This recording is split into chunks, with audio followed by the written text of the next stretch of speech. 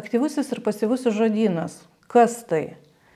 Mūsų žodynas yra tarsi didžiulė biblioteka, kurioje saugomi visi žodžiai, kuriuos mes pažįstame.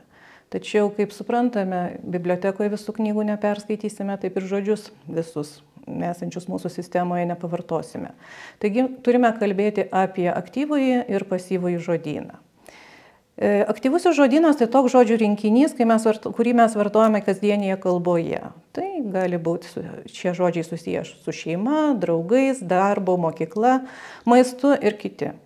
Tai žodžiai, kuriuos mes vartojame spontaniškai, kalbėdami, rašydami, ir tai mūsų kasdienės kalbos įrankis, jį pasitelkiame bendraudami su kitais žmonėmis. Dažniausiai tai yra veiksmažodžiai, būdvardžiai, daiktavardžiai, kuriuos vartojame apibūdindami savo mintis ir jausmus. Na, o pasyvusis žodynas tai žodžių rinkinys, kurį mes suprantame, bet ne visada vartojame aktyviai. Tai žodžiai, kuriuos galima rasti skaitydami knygas, straipsnius ar klausydamėsi kitų žmonių. Tai yra mūsų žinių bazė, kurią nuolat pildome.